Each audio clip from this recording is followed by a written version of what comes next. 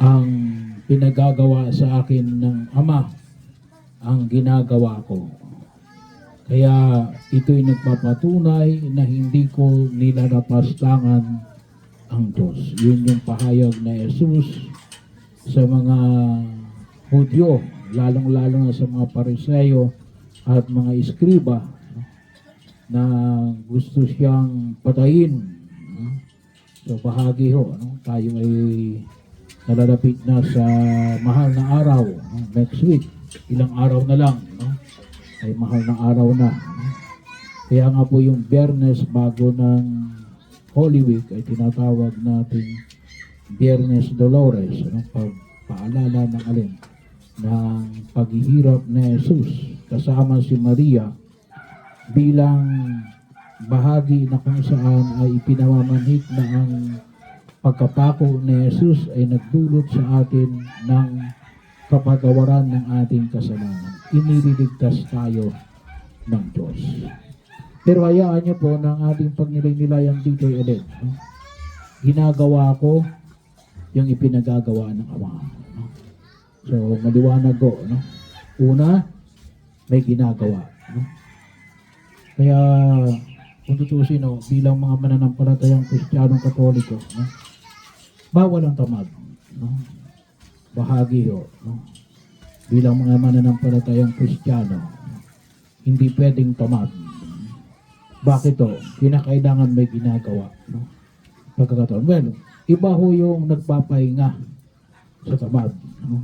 Kinakailangan natin magpahinga. Kaya nga mayroong araw ng pamamahinga.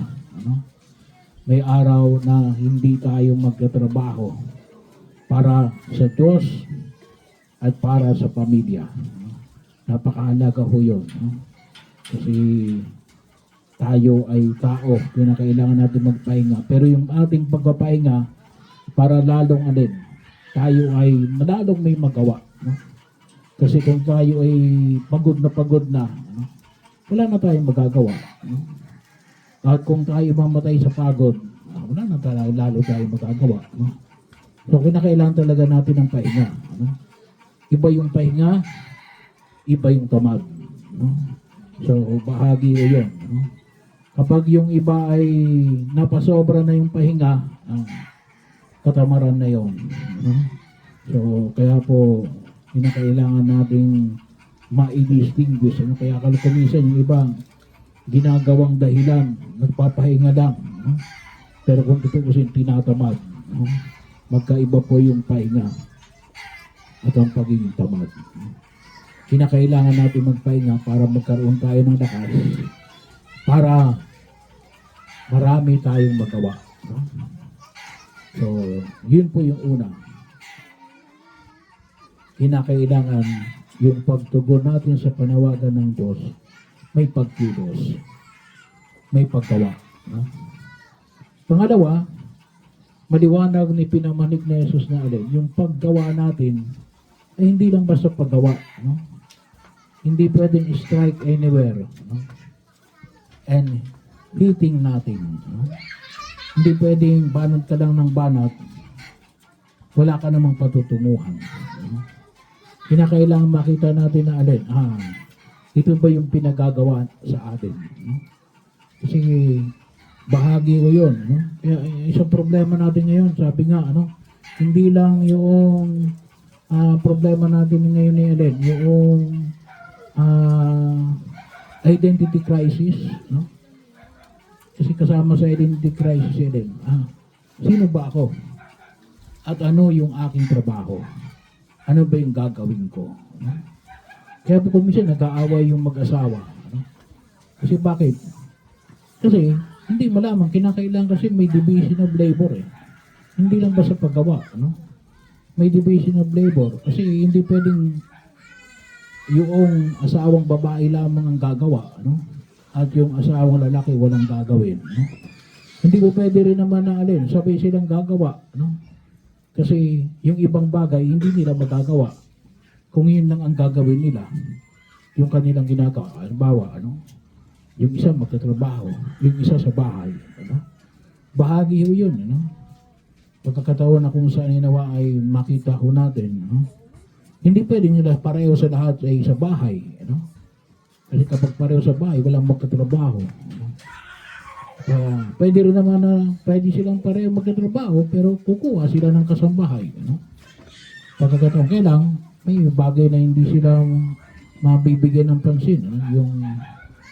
Yung mga gawaing bahay at yung mga ah, pangangalaga sa mga anak. Ano? Pero yun, no?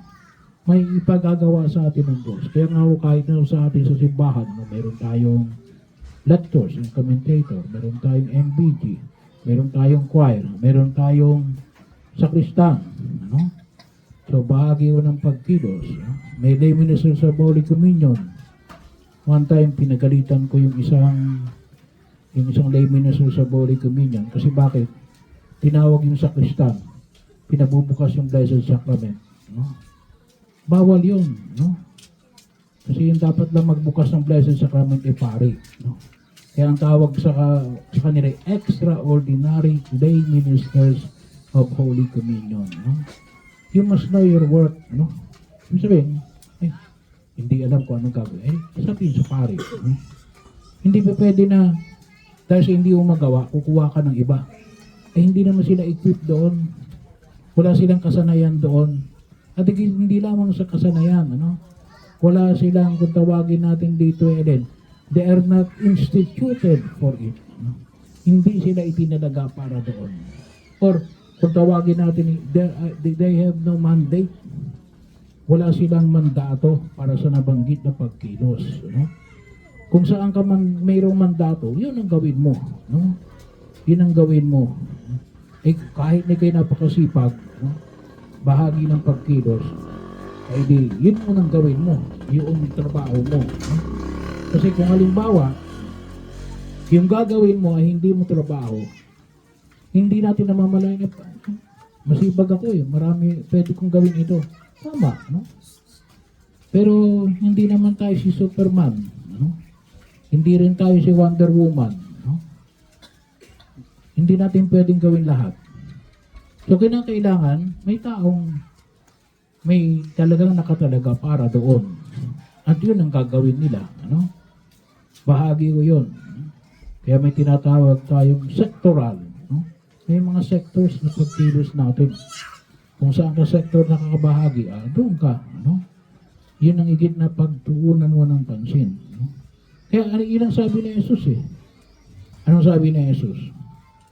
Yung ginagawa ko ay yung pinagagawa ng aking Ama. No? Kaya din bahagi rin ng ating pag-iingay sa mga nakalipas na mga araw. Anong sabi natin? Kung ang maliwanag sa iyo na yung ginagawa mo ay yung pinagagawa ng Ama, ay wala tayong dapat na alalahanin. Kasi tama yung direksyon na tinutuhok natin, tinatahak natin. At maging maliwanag na alin na mas magiging makahulugan ang pagtugon natin sa biyaya na ipinagkakaloob ng Poong May Kapal. No? Kasi yung bawat trabaho may kanya-kanya at ang bawat tungkulin may kanya-kanyang parameters. No? Bahagi ho. No? Kaya kung hindi natin sakop yung problema, no? Ay huwag tayong mag-isip ng mga bagay na dapat ginabayo ni Mayor. Hindi naman ikaw ang Mayor ano? Kahit na mag-isip ka kung anong gustong gawin ng Mayor, walang magagawa. Bakit? Hindi ikaw ang Mayor ano? Pwede ka mag-suggest sa Mayor, ano? Kung gusto mo talagang kumandidato ka mag-Mayor, ano? Para yun ang matrabaho mo. Pero kapag bukang bibig lang, bukang bibig na laang, ano? Walang kwenta, ano? Walang patutunguhan. Ano?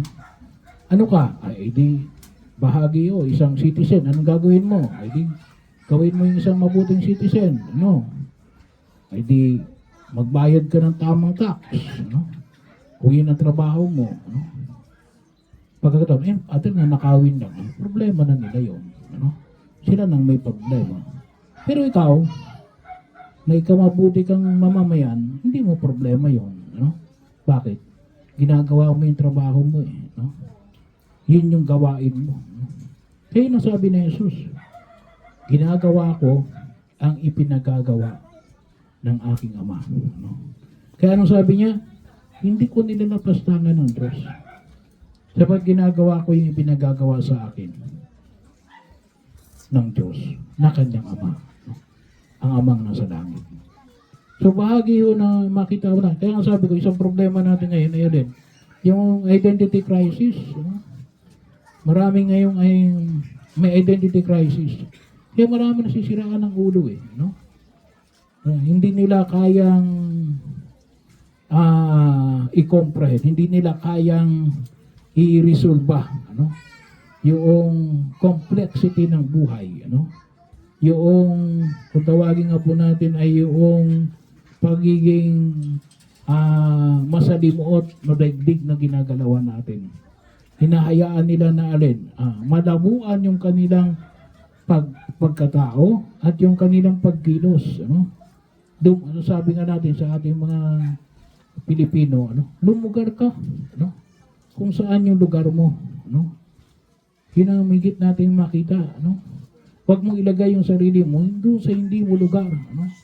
Ay, masisira ang ulo mo. No? Masasayang ang resources mo. Mawawalang ang kinabukasan mo. No? Kasi pinipilit mo yung bagay na hindi para sa'yo. No? Pagkakataon na kung saan ay makita po natin. At yun ang makita natin sa pagkilos natin sa mundong ginagalawan na ito. No? Kaya nga po tayo ngayon, panahon ng Kwaresma, tayo nag-i-street mask, bagamat malapit lamang yung ating simbahan, para makita yung lalong-lalo na yung pagkilos ngayon, ngayong panahon ng Kwaresma na na kahit man lamang minsan, makalabas tayo sa simbahan, para anyanyahan ang tao, na higit na makabahagi ng pagliligtas ng Diyos, at maunawaan din natin yung lalong paanyaya ngayon, yung alay kapwa, na magandog tayo ng sarili para sa iba.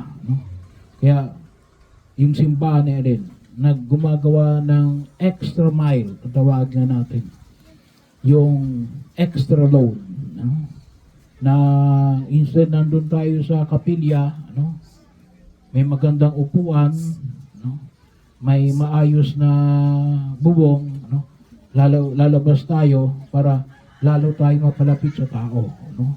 Kahit paano ay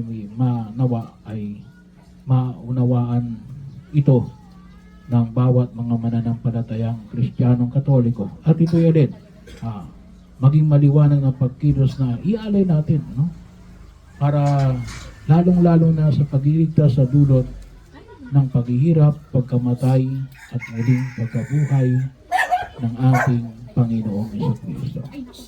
Ito'y patuloy na paanyaya ng Ama, na nawa maging bahagi ng ating pagkilos, na yung iba rin ay tunay na magkamit ng kaligtasan na dulot ng ating Panginoong Jesucristo sa tulong ng mahal na Bereng Maria, ang Dolorosa, ang mahal na Birhen na nagdadalamhati.